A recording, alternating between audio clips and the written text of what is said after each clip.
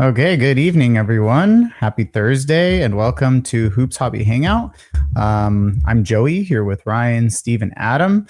We are this week talking about something that I think everyone, probably one way or another, feels very strongly about, and that is kind of the state of being a card collector these days. I think obviously we're going to focus on what it's like to be a basketball card collector, but I think in general, we're just discussing the current collecting landscape for cards. And I think whether you love collecting right now or not, I think we all have opinions on that.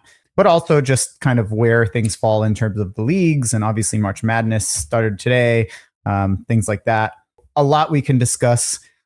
Before we do that, we'll just go around. We got Ryan back here for the first time in 3 weeks. So, Ryan, how have the last few weeks been? Got any updates, hobby or otherwise?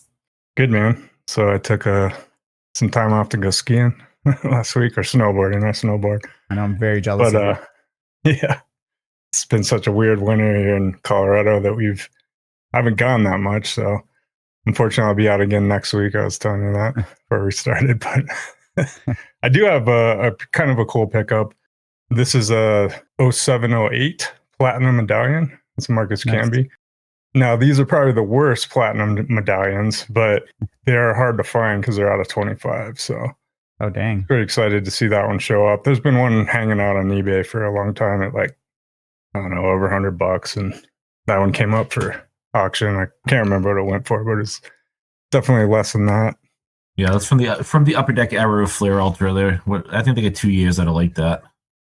Yeah, and that's probably the worst year because literally I don't know if you could even see it, but the outline of the name is it's not even holofoil or anything. No, it's kind of maybe goldish or something like that. I don't even really know, but they're hard to pick out too. It's the name though, right? His name is the platinum foil, right? Yeah, it's not even foil. It doesn't look like it's just kind of gold. Well, I guess you could call it foil, but it's pretty bad. So, those are fun to chase, and I try to get all the platinum medallions. I've been trying to put like a Nuggets team set together over the years that they did it, but those are definitely like hard to come by because first of all, they kind of look like crap, and I don't think people realize that it's something special. Definitely not back in the day. So, that was a cool pickup. And then I've been going off the deep end buying weird stuff. This is the Mad comic. So I know I showed you the magazine.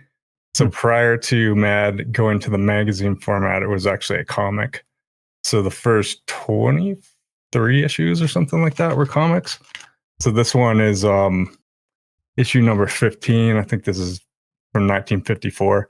And it's got the Alice in Wonderland, Mad Hatter Tea Party spoof.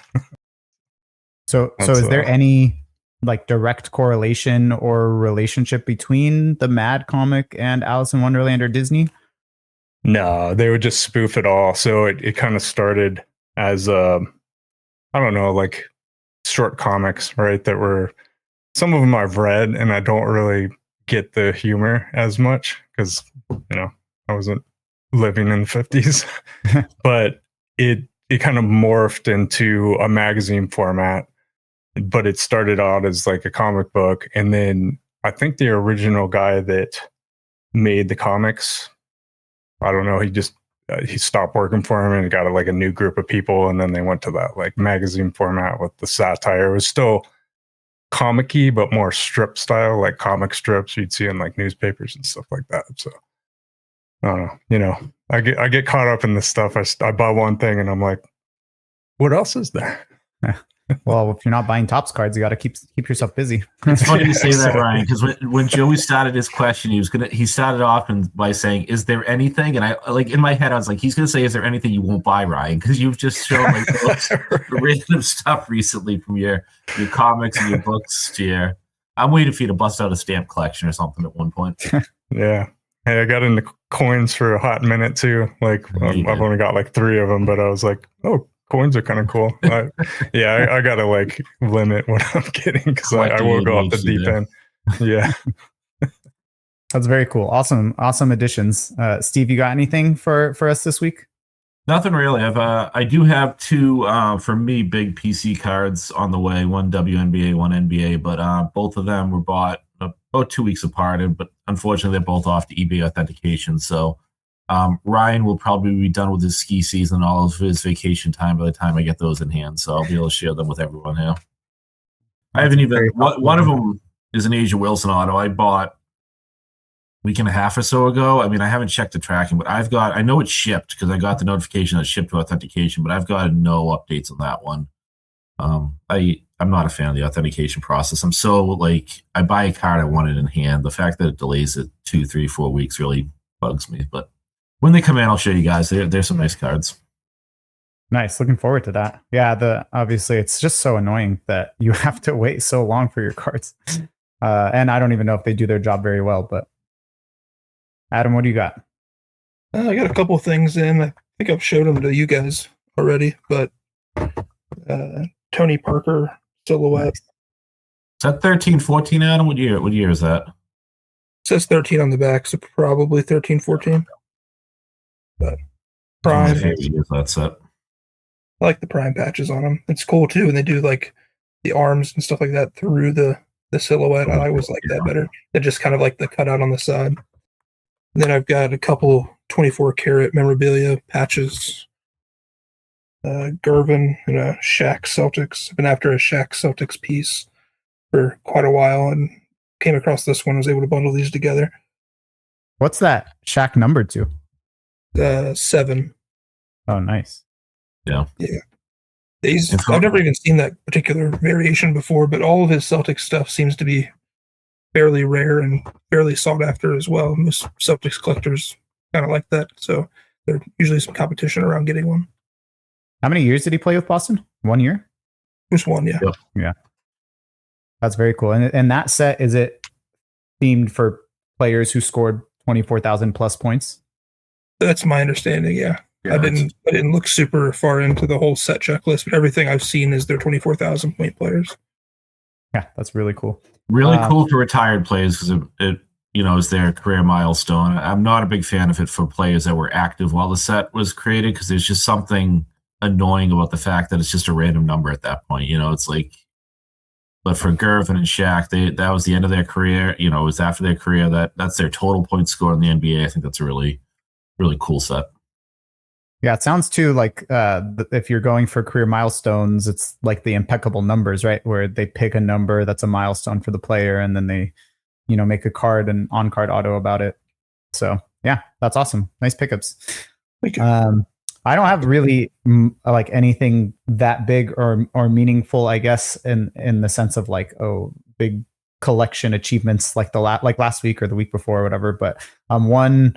Appreciation to Hoops Hobby. He sent me this, just a Jason Williams insert, but really appreciate him sending me something that he felt fit in my collection. It's the Point Perfect insert from Fleer Mystique. So yeah, thank you for sending me that. And then just real quick, I'll show them together just so I don't take too much time on them, but they are a couple side PC cards. One is a Tim Duncan Ultimate from out of 25 from 2001, 2002. So this is the Ultimate numbered out of 25. And one is a Westbrook rookie X Factor from Bowman Chrome. So just a couple additions. I don't feel like it's necessarily worth the time of getting into the stories right now, but both of those guys I side PC. So, I was happy to get, I've been looking for a Westbrook Bowman Chrome X Factor for a while, and anytime I could get an early 2000s Duncan that's low numbered, I'm gonna call that a win. So yeah, I'm gonna use this as a chance to sort of transition a little bit, Joey, into the whole state of the hobby thing and the fandom. I have not read any of it, but just the few clips I've seen on social media. What's going on with Westbrook in Sacramento? Is he becoming is he starting to run his mouth a little bit? Is he getting argumentative? The social media feeds that have come across my algorithm make it seem like he's running his mouth an awful lot at press conferences, but that could also just be, people taking clips of things out of context.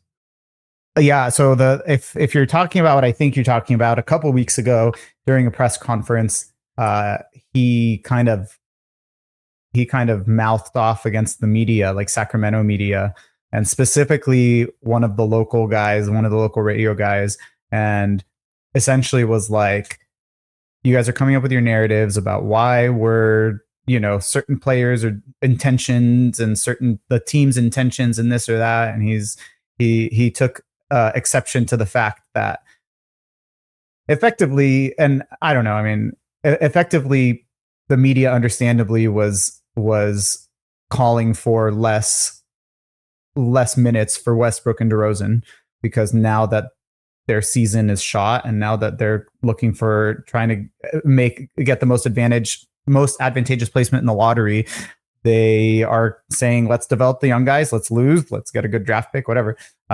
So essentially Westbrook was like, mind your own business. This is our team. We're all trying to win.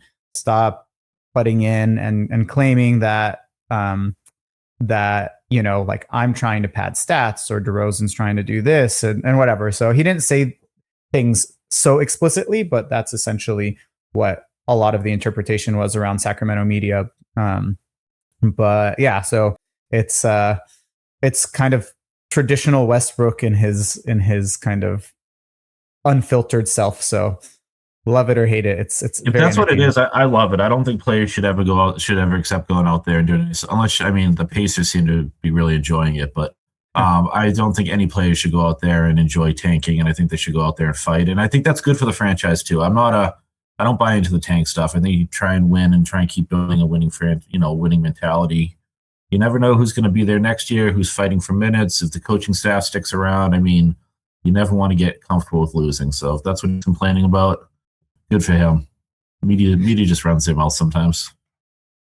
Yeah, I mean, it's hard. I definitely wouldn't mind if they put themselves in the best position to get a top 3 pick, but at the same time, I wouldn't know what to do with it anyways, buddy.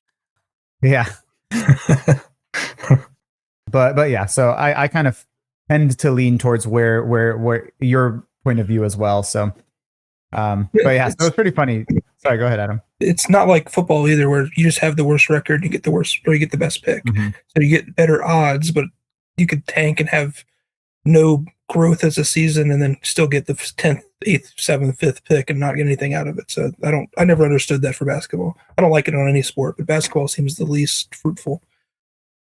Yeah, and especially if you want a fun little exercise to do, go through and look at how many number 1 overall picks have won NBA championships.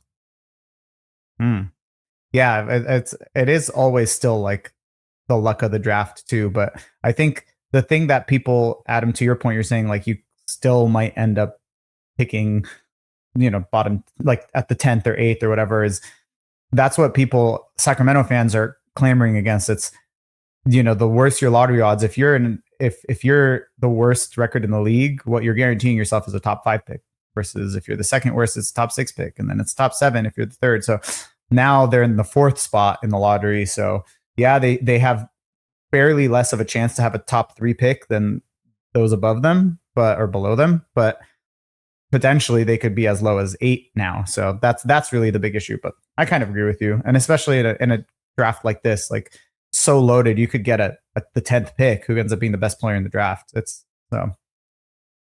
Well, and to Steve's point, I mean, the talent you see picked overall at first overall is rarely the best in the draft. Almost 75% of the time. I have no data to back that up, but rarely is the first overall pick truly just leaps and bounds better than what else is available. Even this past year, everybody thought Cooper Flagg was like the biggest no-brainer in the world, and Knoepel ended up being as good of a player through the first season as Cooper Flagg was. So there's a talent available, and obviously, like Ryan's guy Jokic was drafted during a Taco Bell commercial. Like there's talent to be found at every spot in the draft. It's just whether it works out for you or not. And there's times where the first 10 picks aren't successful, then you have an 11th, 12th, 15th, whatever. Yeah, and especially this year, I feel like there's a top 3 or 4-ish. So like you said, there's not one runaway player. So yeah, it'll be interesting to see.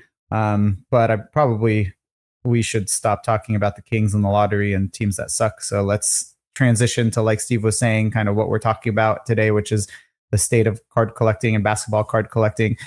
Real quick before we do that, just saying what's up to everyone that's hanging out. So what's up, Caleb? What's up, The Crazy One? If you are here, either via YouTube or my Instagram, which you see on there on the screen at Sac Kings Cards, feel free to jump in the chat. Feel free to scan the QR code.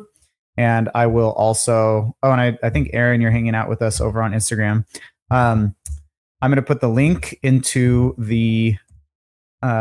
both chats. So you can click on that or scan the QR code from a phone, from a laptop, from whatever. Feel free to come hang out and share your thoughts. But let's just dive right in. I kind of jokingly made this like a State of the Union address when it comes to the hobby or whatever. But since we've been missing your thoughts, Ryan, for the last few weeks, I thought it might be a good idea to give like a quick opening statement on like your overall summary on thoughts before we get too deep into the weeds on things. Feel free if you want to change things up or like do things differently to say so. But do you want to just start us off as we go around and kind of give our opening, like, here is my overall place in terms of what I think the state of the hobby is right now? Yeah, definitely. I feel like you waited so you could hear my salty takes anyway. Yeah, we waited a couple weeks to do it. Yeah, I was thinking about this a little bit today, like in preparation for this this hangout. And I don't know, maybe it's just me, but I see a lot of similarities to like 2022, right? So 2020 hits, we get the boom. It's all the gridded base. Everybody wants gridded base. It goes nuts. And I think we've matured past that at this point. But kind of the same situation where that gridded base stuff just fell off a cliff into 2022, maybe into 23. I kind of thought that was, the end of it. We go back to semi-normal. Well, I was wrong.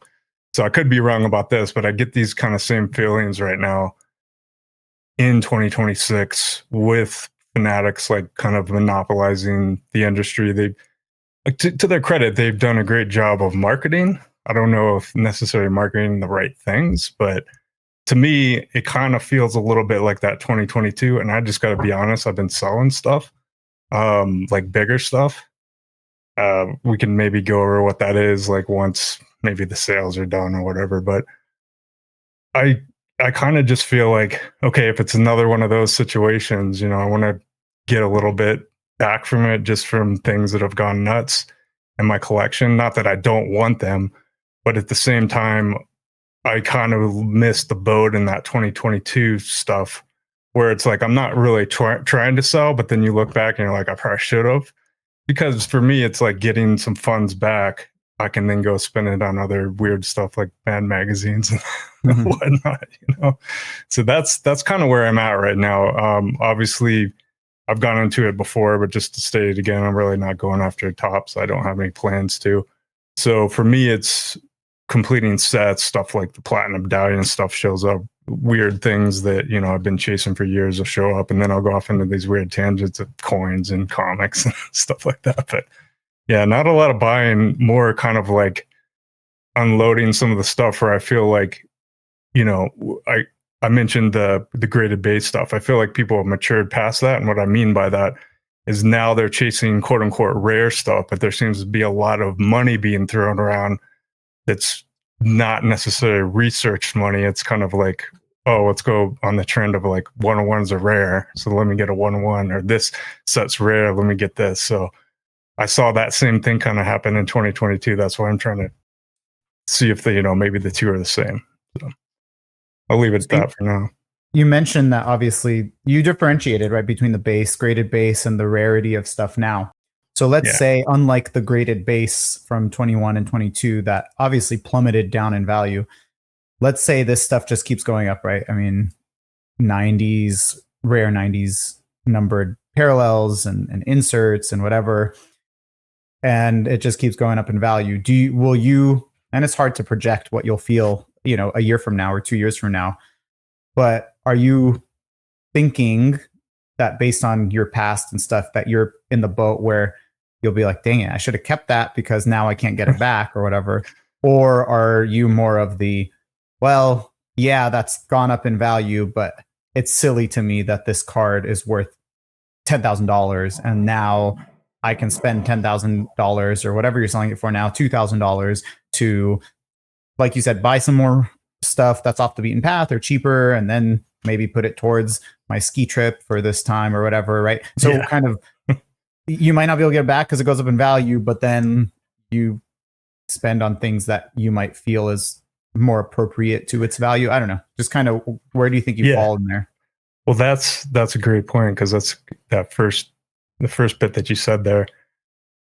I'm selling stuff that I know I'm not going to get back, even if it goes up, if it goes crazy for the next couple of years, because we're at a point now where there's a lot of investment in, I hate calling it the hobby. It's really the industry, because, at a certain point, it's hard to call VC and all that kind of crazy money that comes in a hobby anymore. Really, that's an industry. But if I'm selling something now, it's because it's just like, how would I keep this? Why would I want to keep this card that's worth so much now when I could cash it out and like do something for my family? I mean, a lot of probably the profits that I'm taking back in and already have are going outside the hobby at this point. Not to say that, I don't want to keep a little bit for a rainy day fund, purchase that might be something cool pops up. But yeah, it's really like cards that I'm okay letting go, because I don't know. I heard this good quote, and I can't remember. It might have been on Blowout or somewhere, but it's like somebody said like cards are meant to be kept for a time and then passed on. So you either pass them on to somebody that's going to enjoy them more, maybe your kids, whatever. That's kind of how I feel about some of the stuff. Now I know some of the higher end things are probably going to be flipped 100 times, but eventually maybe it'll end up with somebody that'll appreciate it. So that's the hope. Yeah, cool. And you're still keeping stuff, right? Like you're not selling that. I saw that like a Jokic rookie gold prism sold recently. You're not like, okay, I'm selling this now. No, not yet. There could be at times, I said I'd never do it, but yeah, given the prices on some of that stuff, and you're like, man, I could pay off my mortgage with some of these prices, man. I know. It gets your head thinking, but it's not yet on that. Yeah. Awesome. So just a comment from the chat, who I think is from the conversation, Dan from Brewer and the Baker podcast, seriously considering selling his 89 Fleer Billy Ripken F-Face PSA 10, approaching $1,000 with a pop count of 3,000 plus. Yeah, and that's another, I guess, angle to all of this is it's not just the super rare 90 stuff. It's also the high graded stuff, the PSA 10 stuff. I mean, I don't know that now. I mean, that's part of this whole landscape of the hobby right now is that PSA 10 stuff is going for crazy amounts. Did you guys see that? I'm forgetting the name. There's somebody else that started like a basketball card focused podcast within the last month or month and a half. And he did I saw a reel going around about the Michael Jordan metal universe base, like a PSA 9 sold for $600. And he was saying the PSA 10 sold for over $9,000. Those are crazy values relative to each other. So that's kind of, what I was mentioning before of the graded base craze. That's like the carryover in a way, if you think about it, because it's pop. It's like, oh, well, this is, this PSA 10 is only pop 10 and you got thousands underneath it. But as we've seen recently, a lot of the grades are maybe not what they say on the label. So if you're buying the grade, I think that's the wrong approach. I mean, that's my opinion on it. Other people have a different opinion because they could buy that PSA 10 and then it spikes in value. Those go up more than it seems like, the lower graded copies, and they're more desirable people. They're easier to promote and pump up and whatever. But I don't know. That's kind of seems like a carryover to that whole graded base phase where everybody wanted the PSA 10s as well. And then they realize, oh, there's thousands of copies of this, and then they just plummet. So I'll agree, and I'll counter it a little bit too. So I didn't see that, Joey, but if I saw that card sold as a PSA 10 for, I don't know what you said, 6,000, 9,000, it wouldn't surprise me at all. I think 70s, 80s, even 90s cards to some extent for a set like Metal Universe were relative to today's, short printed and not printed with the same high quality. So to get a 10 is much harder. They're not cards that were graded back then. So they have been raw probably for an extended period of time and then graded more recently. And both Adam and I know a guy in Australia, New Zealand. He has a museum of Celtic stuff. He's got money to burn, and his goal is to get the highest graded copy of every Celtics rookie, and then he does some sets too. And not for me. I don't, buy the card, not the grade. I live in a different world. I completely understand guys that have money to burn and they want that PSA 10, and there's a lot of set collectors, and that registry thing is a marketing genius. And that's been, even if it's not how I collect, that's at least been a constant in the hobby for a couple decades now, right? And those collectors collect that way.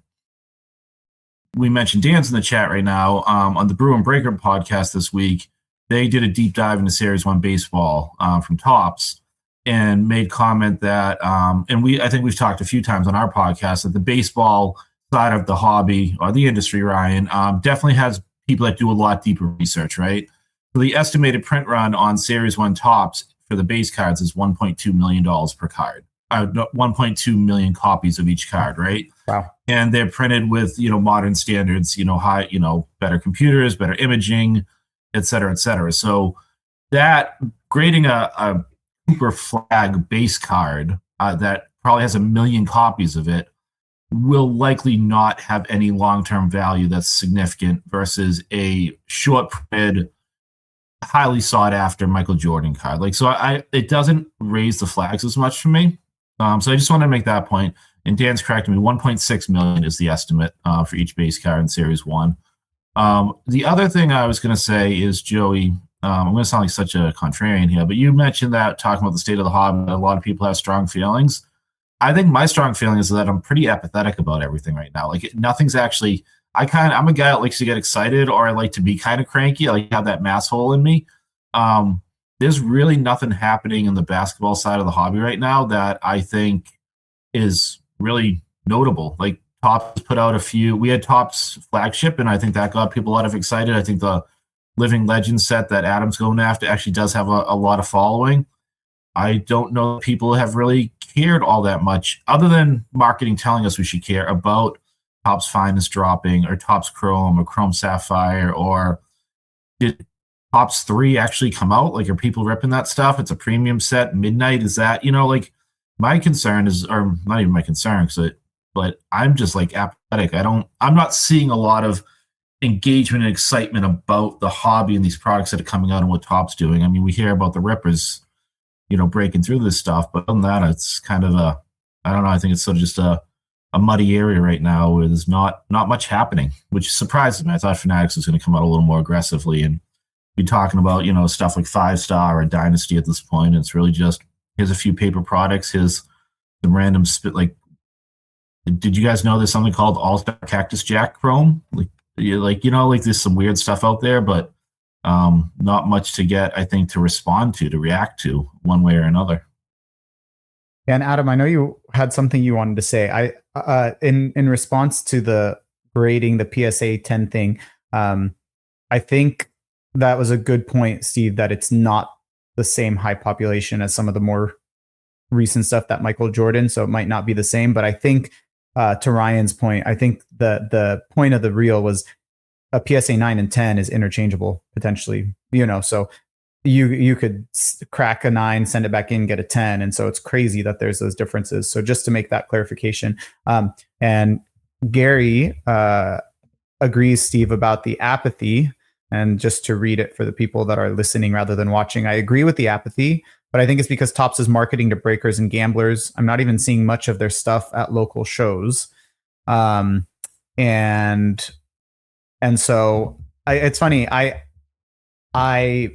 kind of was thinking about, because I think Gary was the one. Yeah, I think Gary was the one who was in our story asking for thoughts and whatever on the state of the hobby, was saying let's talk about how Topps is doing a half a year into their product releases and stuff. And Steve, you mentioned apathy. My thing that came to mind was the Topps releases and 25, 26 basketball just seems like it has no personality. That's what jumped out at me. There's just no personality. Everything is kind of looking the same. Like you said, there's very few sets out. There's nothing that moves the needle. There's nothing really themed interestingly.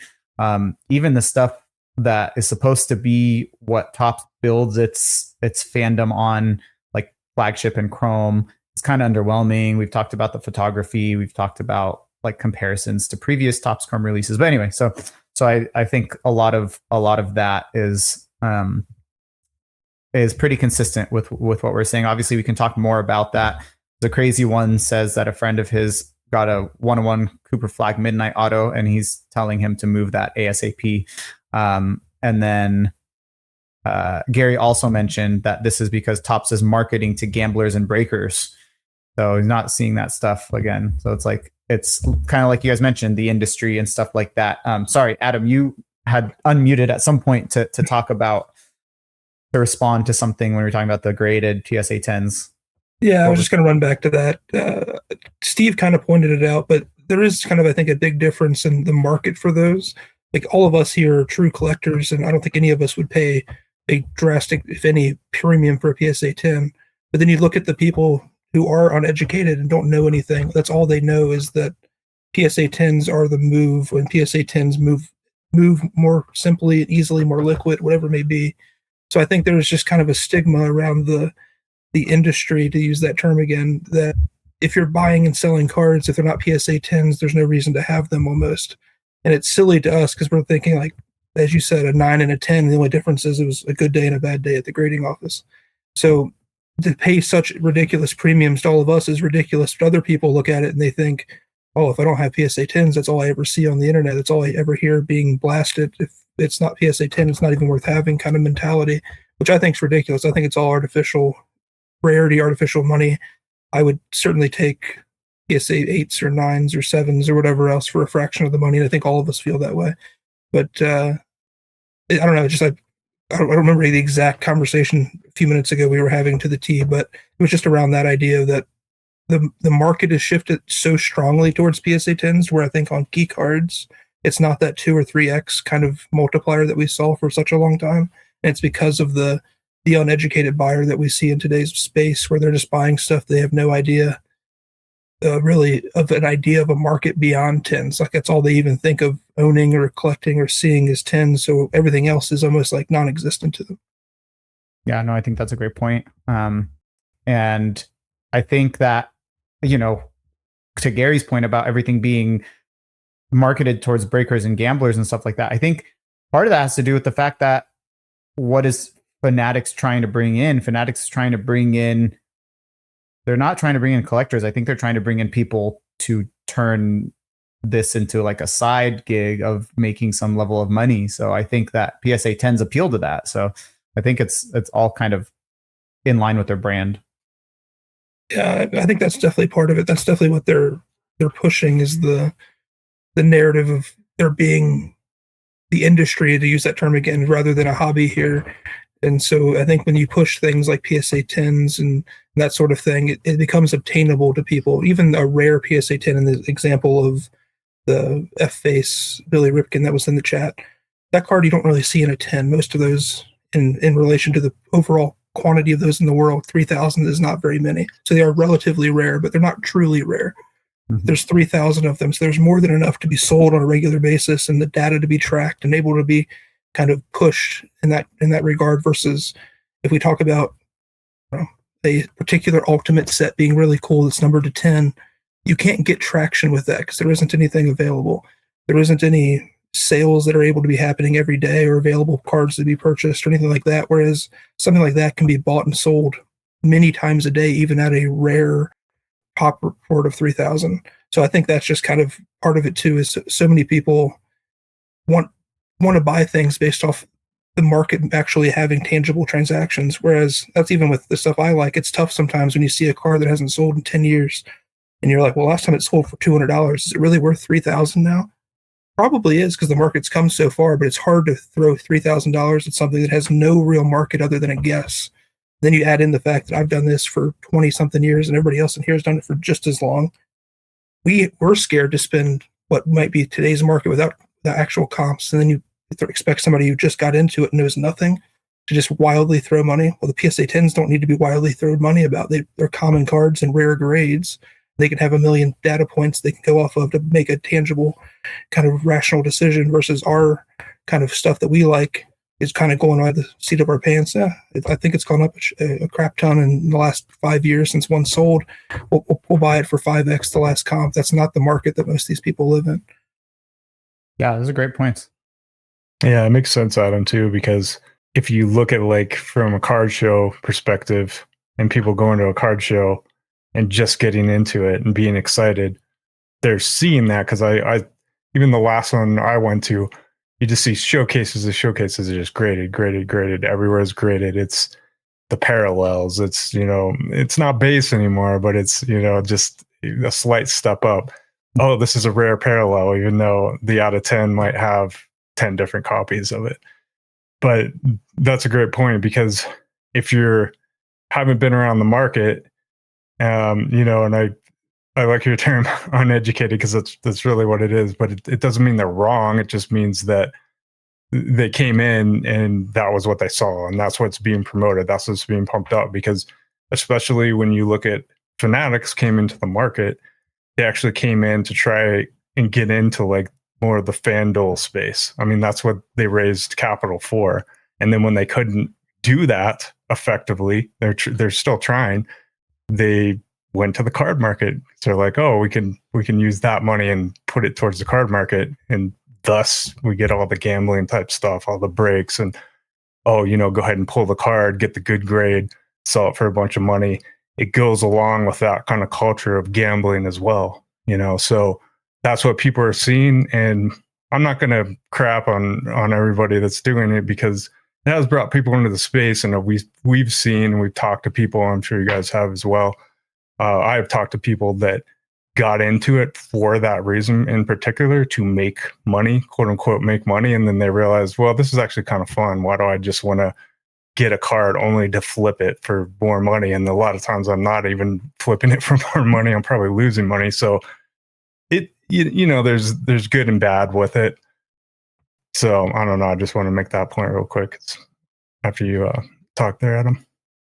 Yeah, I mean, I agree with you completely. I think the gambling side of things is definitely a large forefront of the hobby. I know people in my personal life that are degenerate gamblers, and they do that as a hobby poorly, and their only interest in cards when they know that I collect them is asking about the cards you see on commercials or ads on Instagram or Facebook and things like that are almost never anything that correlate to what we're into.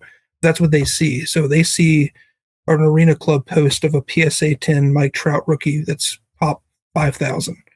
None of us are intrigued by that, because you could buy the card raw for 2% of the price. We don't even care about a base top Mike Trout rookie in the first place, but that's what they see. And then the next thing they see is Wemby, or they see Cooper Flag, or any of that kind of stuff that's being pushed so heavily. And I just think that that's kind of like the ability, they have the ability to show that because it's so obtainable for everybody. I know I'm kind of rehashing the same point here, but the stuff is just so able to be just shown to the masses, and they can take in that data and that information and make a purchase based off of it, versus the rare stuff that's truly rare and it's actually limited to a certain quantity of 50 or 25. You really can't push that market too far quickly with these people. So I think that's a big part of it. And like, I know Steve in the chats here talking about like Zion rookies. I had a 9.5 Prism silver rookie during the first boom we had that I ended up selling for like $2,800. That card now is like $100. Yeah. You know what I mean? So it's like the craziness of that. I mean, it's just unbelievable. And that's the stuff that if Fanatics was in the position 5 years ago, would be pushing and saying it's the best investment of the future. Buy a high grade Prism silver of Zion and look and see how you can turn $100 or $2,800 into $100. I mean, just foolish things like that. There's too much pop on that stuff. And I think so much of the market now, when you look at it that way and you look at an overall market cap, like you would a stock portfolio, you say this card has a pop of 5,000, each one's worth $500. So you're telling me that total market cap is that much money of this particular base card? It just doesn't even seem fathomable. The one that really gets me on that kind of a topic is the Pokemon stuff. And I don't think anybody in here really actively buys it, but you look at the pop on some of the stuff that's popular today, and it's an astronomical number, but they still sell for $1,500, $2,000, $3,000, to where you're saying that the brand new set that came out 8 months ago has millions upon millions of dollars now influxed into the market overnight. Is just weird and unfathomable to me. Yeah, it's like tens of thousands of PSA 10s, right? Yeah. I'll look one up on Card Ladder that I can see the pop and total market on real quick. I don't even know what a big card is recently. I know people like that Umbreon Moon card or whatever that's a few years old now. Pokemon is such a different beast. It's just got so large of a market. It's hard to collect sports cards and like even fathom how many people are collecting Pokemon. I mean, it's just on a different level. You just look at channels on YouTube, like the largest sports card collector content, channel or whatever, is just dwarfed by even a mid-sized Pokemon channel, millions of subscribers. It's such a different beast. It's crazy. Yeah. I don't know if I can show like this card very well, because I don't have one tangibly to show it. But the Moonbreon. Yeah, that's a really popular card. That's just one I knew off the top of my head from seeing it around. That card in a PSA 10 last sold for $3,500. They say the market average is $3,800.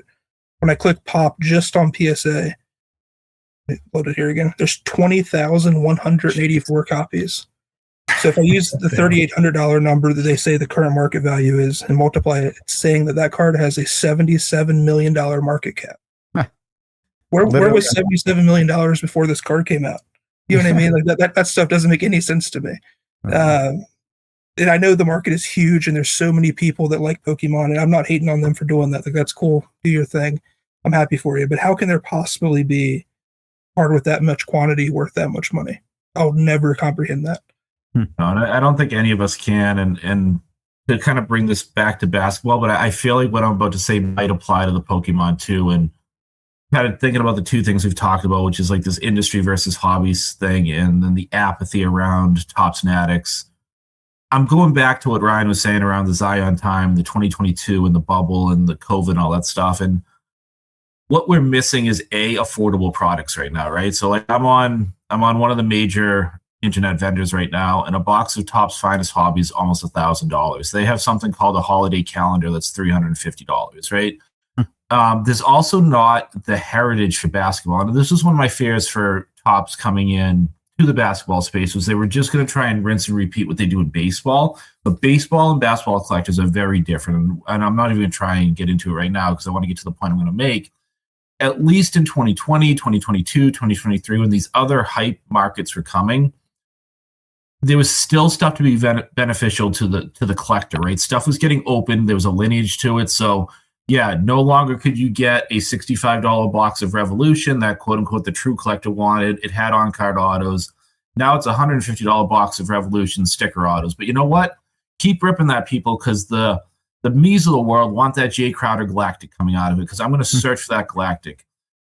The Galactic has a heritage to it. People are going to chase it. People want it. So that gives back to the hobby sort of stratosphere by having that stuff out there, right? I don't feel there's anything Topps has established yet that's that type of cut, because they're brand new to it. But they're also kind of producing some not great looking stuff. Like I got an Olympics gold refractor, and it looks like a foil card. Like it's not a Prism Gold. It's not an original refractor. It doesn't look good.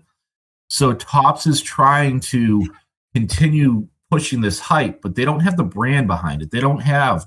And I was saying to Gary in the chat, you go into a show right now, I'm not seeing graded Cooper Flag rookies. I'm not seeing whatever, and I have a few friends on Instagram, Alex Connell and such, that do like some of the Topps inserts. I'm not seeing that stuff at the shows. I'm seeing graded Prism. I'm seeing Kabooms. I'm seeing Downtowns. I'm seeing Flawless. I'm still seeing the Panini era stuff, because that's what we as the basketball collectors know. So if I'm a vendor, that's what I'm going to go get for singles. I'm not, and Topps has been around for about a year now, and I'm not seeing that stuff. And I think it's because people don't know what they want to chase. And I don't think Topps is doing a good job marketing to the initial hobby side of things to get people excited about a product.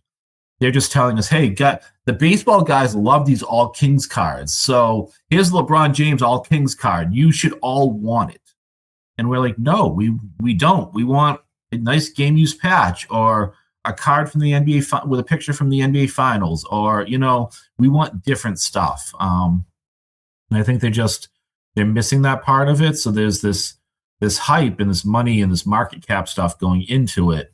But I don't think there's the collectability of the cards right now. Whereas back in 2020, like I said, 2024, I mean, there were cards that quote unquote collectors wanted to collect. And that there's just such a gap right now in that. So we could have all laughed at the Zion rookie stuff. It's like, good luck, guys. And if I get a blaster and I pull one, I'm sure as heck going to sell it.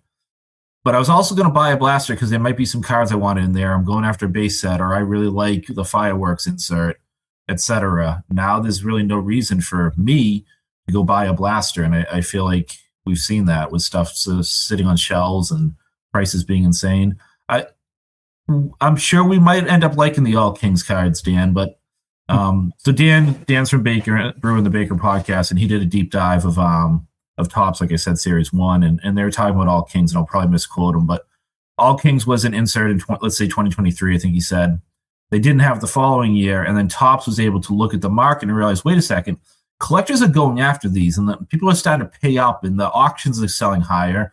So they brought it back in 2025 and 2026, and it's been a chase card, so it's been the reason to buy Series 1 hobby boxes, essentially, is what I got from how Dan was talking about. And they found it. It was almost like how Panini did with some of, like, when we were chasing, the original kabooms that people liked or didn't like. It was, they were in products and they just had them out. From Downtown in 2016 studio was not a hyped insert. We weren't told to go buy it. People were like, wow, this is really cool. Like a very artistic take on 3-point shooting. And then Panini's like, we're going to tell you guys it's even better because we're going to put Shaq in it the next year. Just call it Downtown. But there was an organic desire that built to collect these cards versus just them producing stuff and trying to pay people to tell us what to collect. I think we might have lost Steve. I was wondering if it was me or him. Oh no, he was on a good rant. Yeah, he was on a great rant. Well, oh man. While we wait for him to unbuffer, I guess, or buffer, there was something on the topic that he's saying. Fanatics got him. So Brian. So on the topic of like them naturally getting stuff that people or producing stuff that people want, over on Instagram, Aaron mentioned in the chat, among college collectors, there's some cautious optimism about the new Bowman set. I don't know if you guys saw that they released information on Bowman. Oh, we just see totally that. lost now. And then there were 3. So they released product information on Bowman, which is going to have both NBA and college. So there's going to be NBA with just the Bowman logo, and then college cards with the Bowman U logo. So he mentioned that some college collectors are cautiously optimistic about that. That could definitely be something that could be a niche that, because with baseball, Bowman's all about prospects. So this could totally become one of their niches, with Bowman being college, like where future players' popular first college cards, or not first Bowman, I don't know, whatever you call it, first Bowman cards come out. So yeah, it's definitely a great point. And Gary just mentioned that it looks great as a big college collector, but the ridiculous prices is keeping his excitement down. And Steve was mentioning the ridiculous prices, so it might be a good place to shift over to the breaking side of things, right? Because that's why prices are high, right? Is this whole breaking thing, because nobody is going to be able to afford to buy a what's up, Steve? Welcome back. Device change. But nobody's going to be able to like, how many people are opening nearly $1,000 boxes of Finest? That's probably really rare. The percentage of Finest boxes opened by individuals is probably pretty low. But if a breaker can charge you charge $30 a team, that's 900, right? That's $900. And I'm sure they're not charging $30 a team, but you charge $30 a team, that's $900. That's a $900 box of cards right there. So, what do you guys feel in terms of the role breaking has? I mean, I know we know the role breaking has, but does anyone have any thoughts on like the breaking side of things? Because I don't know that we've really touched on that too much. But I think the breaking side of things combined with the repacks are the combination of what I think has made the market what it is currently. Because you see I would say most, but a lot of the breakers you see online also do repacks, and they buy the hits that they pull for customers. So it's almost just like I don't even touch tangible cards. I hit cards or I don't hit cards, and then I sell them to them and I get credit back, and I repeat the process. But like I saw just today on a Facebook group, like 3 straight posts of people paying. I think it was like 98% of eBay comps for any case hits. But it's like none of us care about case hits. We don't care about a Kaboom or a Downtown. How many people out there also wouldn't care, except for the fact that they're so liquid that they can then sell them to this repacker? So like if you take the repacker out of the process, you take the big breaker out of the process, I feel like you don't really see the market reflect that much interest in those cards. I'm not saying nobody likes them. It's just the value that they have is astronomical. I know a few weeks back we talked about the manga, like Steph Curry card, for example. Mm-hmm. If there was no repackers and no breakers buying back those hits, I can't fathom that there's a world where we see just an everyday collector thinking it's a $30,000 or $40,000 card. But like the market is being elevated, and there's kind of like a stop loss kind of set up on the market to where you can't lose too much, because these breakers and these repackers in cahoots with each other are just going to buy everything back up at enough of a margin to where they can repack the product and resell it again and rinse and repeat over and over again, to where the floor is never really seen because they're elevating it so high. Yeah, and I mean, in a way, it's great, right? Because if I have a card that I want to move and I can find a repacker to take it for 98% of comps, which is probably 20% higher than I'd be able to sell it if I was just selling it on eBay or selling it at a show or something. I mean, in a way, it's like an ecosystem that benefits us too. But on the flip side, like you said, it's what's making the market so high. So it's definitely. I think it helps us in the sense that we have our own liquidity when we want to sell out of our collection or out of whatever we hit in a break or whatever it may be. But at the same time, I think if you remove it entirely, breakers don't have nearly as large of a kind of a stronghold on the market, where the products then don't get released at $800 a box or whatever. I truly have no idea what Finest came out at, like what true retail was versus what the resale value was on initial release. But I think everything is in conjunction with each other. If the product couldn't instantly sell out at 5 times what it did 5 years ago, and then get sold for double that amount as soon as it gets in the hands of breakers, everything in the market cools off a little bit, especially the new stuff that has no real steam behind it other than just people are hot to get their hands on it for the sense of breaking. I think that would really level out the hobby and make it just that, a hobby again, where you don't have these people that just go out and buy every retail or every hobby box off of Topps website and flip it for 5x the money, and then it just raises everything again. I don't know. I'm optimistic that the hobby is moving in the right direction long term, but I think this short term breaker kind of stronghold on the hobby is a hindrance for the time being. So I'll let somebody else kind of chip in on that. But can we pull up that last comment? Well, I'll pull it up. I love that. Macavicious. Hopefully that's how you pronounce it. Anyway, he says, breaking has been bastardized, and it sucks because it was a great method to get what you want. And that's extremely true, because back in the day, the first breaks I ever joined, well, some of the first breaks was Nuggets, because I'm like, I want to break the Nuggets. And people split them up by teams so that you could break a more expensive box. They're nothing compared to what it is today in terms of like cost, but it's just crazy what it's become.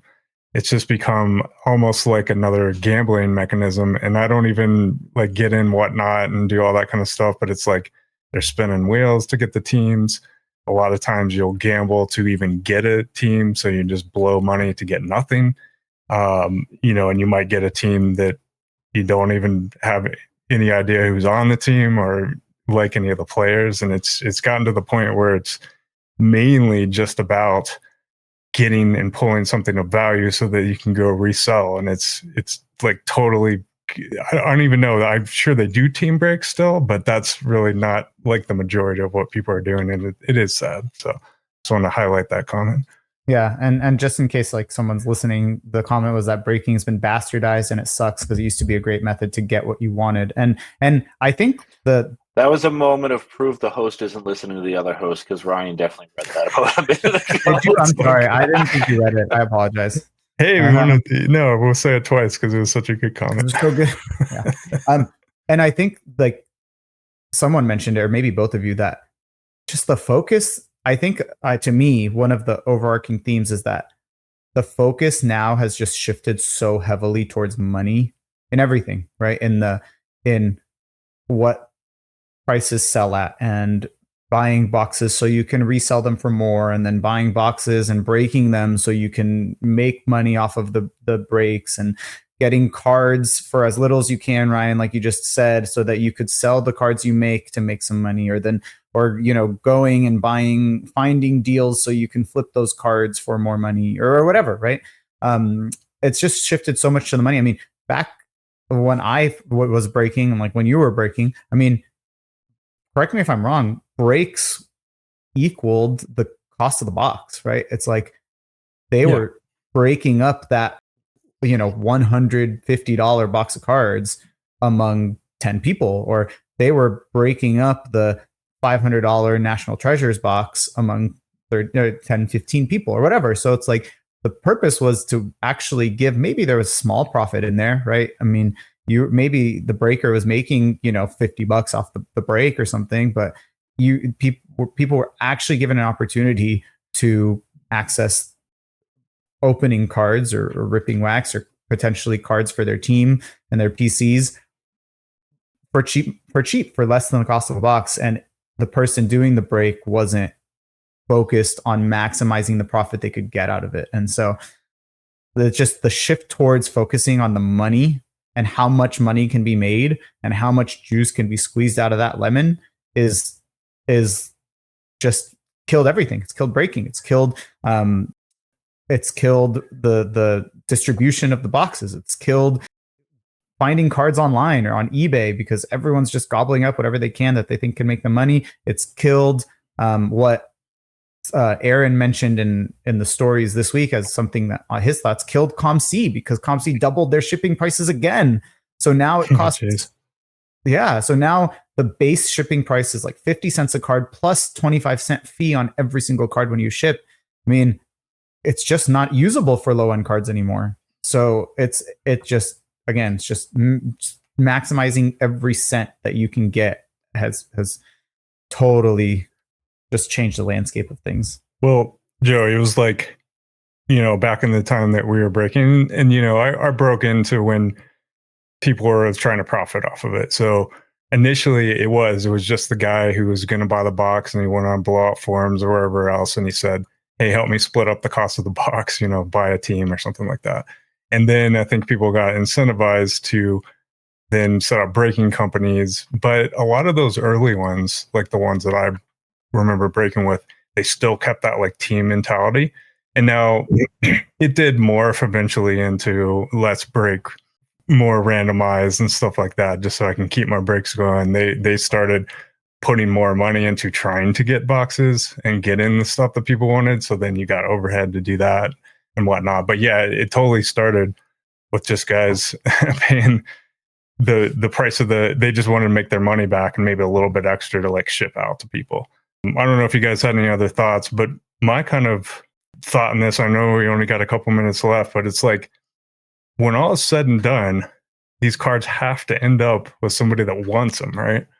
Or otherwise, you can't endlessly flip. It just seems like that's unsustainable. Like we're gonna always chase the hits, but the people that actually want to hold the card, that's got to be the end goal, right? It doesn't seem like it is now, but at some point, there's got to be somebody out there that says, no, I want to hold it. And maybe the reason they want to hold it is because they think in 10 years that it's going to go up a bunch in value. But it seems like the mentality now for a lot of people is just that quick flip. And when does that burn out? I thought it was 2023, but I was wrong. Yeah, it's interesting that you. Oh, go ahead. I'll defer to you, and then I'll go. Go ahead, Adam. I was just going to say, back to like kind of that repack kind of idea. I think that's what keeps that from happening, because like how many people are out there that wouldn't buy, that want a downtown, just say it's $1,000 card, for example, want that card if the value of it was $10. 99% of the people who are buying those, whether they're quote unquote collectors of that team or just flippers, are buying it based off the value being high, and that the ability to get out of that card at a high percentage of its value is continuous. So you took away everybody that's buying those at basically 100% of their value off eBay, how many people really want them? I think if you took away that for a short period of time, you would see rapidly the value of those go down, I don't know, 75% or more, because how many people truly want them if they weren't worth anything? So that's how I collect. I buy things I like more than I value the money, and I don't care what happens afterwards. But we're outliers when we think like that. Most people are buying things and they're saying, this is worth $1,000 today. Worst case scenario, when I buy it for $1,000, I could sell it for $980 tomorrow, and it's worth the $20 risk to have it today. And they hope it goes up to $1,200 and they sell it. But if you take away that whole mentality and algorithm to it, I think that's, in terms of the market for that kind of stuff, the newer hits and case hits and popular sets, I think that's all of the market is kind of based off of the people that are buying at such a high percentage that gives everybody this mentality that that's the cool thing to chase. And one day that's going to crash and burn, I think, and that's going to be an enlightening moment for a lot of people. And what I was going to add when Ryan, you were talking about the cost of everything, and then going back to what I was saying before I cut out, as far as like, part of what I was saying is Topps hasn't established their own basketball sets yet and their basketball heritage, with Topps and Addicts. And what I'm thinking about is I'm looking at Adam. Both him and I really, really, really enjoy Topps Dynasty, which is a baseball set. Very simply, it's a 1 card per box. They're all on-card game use patch autos, limited to out of 10 or more. And it's gone to a price where most people can't afford to break a box anymore. When the cards first hit the market, people are trying to recoup the cost of the box. So a David Ortiz Dynasty card should run you $175 to $350, depending on the year and the quality of the patch, et cetera, et cetera. If Dynasty were to release tomorrow and somebody pulls a David Ortiz card, they're probably going to list it for $1,200, trying to get their money back. Hey, this is one of the all-time greats. That should be a hit, right? But there's a market for the person that wants to, in the end, own that card. I know what the value is going to settle at, right? So there's a level of confidence. And there's also a level of I have knowledge in the hobby of don't buy into the hype, et cetera, right? I think we're missing that with Topps. And I think my first litmus test with what Topps is going to be for the end user, as you were getting at it, Ryan, and this is where I'm going with it, is when they do finally first have their first high-end release. And while there's no real market to fall back on, I've known, now paying in today's market, relatively speaking, I recently paid $100 for a jersey numbered Drew Holiday Celtics Flawless Patch auto. I paid $50 for a Derek White Flawless Patch. That's high for role players, right? But so the market's pushed me to that. But they were available to me. I could buy them as the end user at a price that I was eventually comfortable with, even if that Drew Holiday was initially going for $300 at auction when Flawless first dropped, right? So I think what I'm looking for is, and what Panini offered us was plenty of stuff for the flippers and the repackers to chase. You guys go get your kabooms. You guys go get your Flawless rookies and your diamond cards. The rest of us know what we want to look at, right? And for some of us, that is kabooms. People like kabooms, but they're going to wait till they're right price.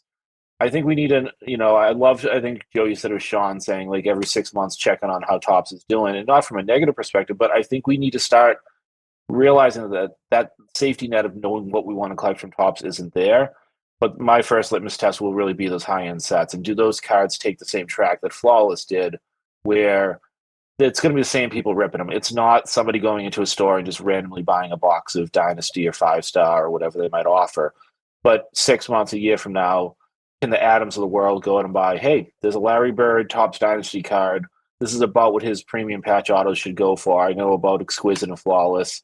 All right, now the Larry Birds have fallen to that. I'm going to start chasing this stuff. And once we get to that point, I think we'll start to normalize a little bit, but I'll be interested to see where those first high-end sets go and what it's like trying to participate in those as sort of the end user, like you were saying, Ryan. To use the Dynasty as like kind of the litmus test that you were using there, I don't know if you looked at all at the most recent set that came out, but those boxes are going for like $2,000 a box now for a single card, where maybe, I don't know, 0.1% of cards could potentially get you a $2,000 recoup of your money. So, I mean, like to your point, you get David Ortiz, where in most products you get a patch auto of David Ortiz, you're pretty thrilled. You got a Hall of Fame player, fan favorite, patch auto, and in that case, you would be getting back 10% of your value. I mean, you could hit Ken Griffey and get back 50% of your value. And it's just crazy to think like how high up the the echelon of card you have to even get back to break even. And then you start talking about single boxes being picked through, and somebody's already got the case hit 1 of 1 out of it or whatever it may be, and they're selling off single boxes, and how much the odds are stacked against you at that point to even have a chance to come close. I mean, you're hoping to hit like a 1 of 1 logo man of the top 10% of the people in the checklist, or like a Shohei Ohtani. Anything short of that, and you lost. It's just kind of a crazy mentality, and I'm sure basketball will be even worse because generally it is. So boxes will be $10,000 a pack, and Larry Bird patch autos will be $1,000 once the market settles. Like, how crazy of a world is that? Yeah, and I wish that somebody who appreciated the Topps cards so far, like I know Tim picks up, he was excited for Finest, and I think he's been picking up some Chrome stuff and maybe flagship stuff. But I've seen a lot of people posting stuff. Like I know there's a guy on Blowout that's picking up a lot of Finest parallels and inserts and stuff. So see, there are people that enjoy it and are excited about it. It'd be interesting to hear their perspective, and maybe next week somebody can get on that, can share that. I think before we go, if you guys have a minute, can we just real quick say something that we're like positive about? Like, this is cool about the hobby right now, because I feel like I don't think our intention was to just bash on everything, but I guess maybe that's the state of the hobby right now. What's something positive you feel about things as they stand?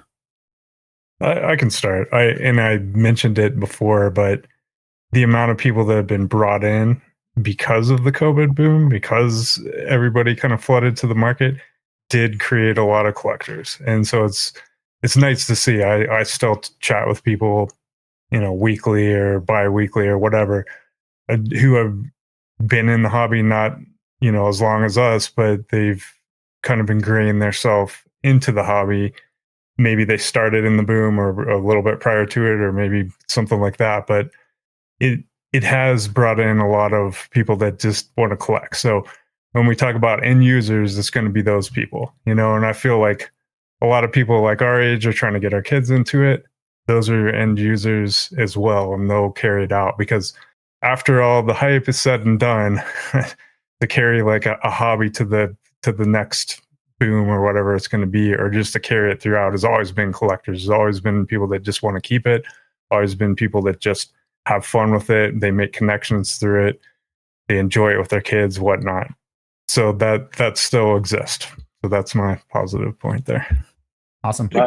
My positive is shows are great right now. I think, there's so much money in the hobby right now that if you go to a show, it's going to be busy. And whether or not you find a bunch of stuff that fits your collection, like I'm at the point where I feel like the stuff I'm looking for is pretty niche, even though it's not on eBay. It is at the local show, right? Specific game use stuff, WNBA, etc.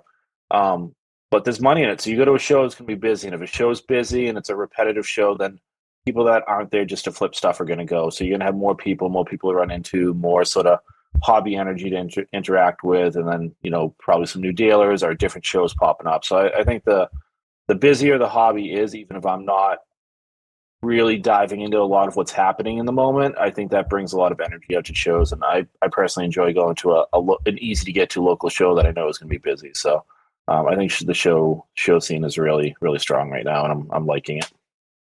To kind of piggyback off what Ryan was saying, I do think there is kind of that negative connotation that we have with Topps and Fanatics having kind of more of a monopoly than we would like on the market.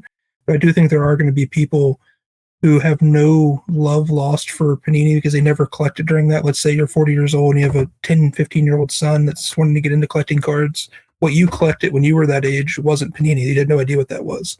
You were buying Topps or Finest or something along those lines, Chrome, where that brand recognition is going to continue to come back over and maybe be something that ties father and son collecting, or ties the lineage of someone's collecting life together.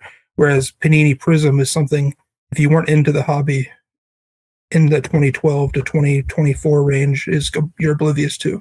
But pretty much everyone that's ever been around a sports card, or even probably baseball or anything for that matter, knows Topps, at least, where that name has some recognition to more people, I think. Nice. Yeah, it's a great point. My thing is, I think that there's literally an unlimited amount of options. So I feel like we're all here because there's something we like collecting. Everybody is engaged in the hobby in some capacity because there's something they like collecting. And I don't think any of us have picked up much, if any, top stuff, but I think we're all still looking for things for our PC, even if it's pretty niche, like Steve was saying. So I feel like with every year and month and product that goes by, there's just more and more out there that everyone has to choose from. And that might be more parallels. And everyone hates the abundance of parallels, but there are some people out there that just like that specific type of parallel, that like tiger zebra parallel thing. And I don't like it, but you might like it. So there's, I guess my positive thing is there's something out there for everyone, which is great, because there's literally going to be, you can find any person that likes cards and they'll have something that they could collect. So I think that's a good thing. Any last thoughts before we close out? I'll just put a little plug for our YouTube channel. So I happen to have an overlap of mail days coming in. So I've got a couple redemptions from Panini that should be coming around the same time as, ironically, 2 different COMC mail days, and I'll explain that. But I think I'm going to put them all aside, and maybe I'll rip them on a video, and there may or may not be a slab in there to crack, and perhaps a rip card as well to tear into. So I'll put a little video together, a little mail day video. So that should be in the next week or two. So just a little plug for our YouTube channel. Awesome. Well, thank you everyone for hanging out. Thank you for everyone for sharing their thoughts in the chat. Thank you all for being around, and we will see you next Thursday. See you later. Be well, guys.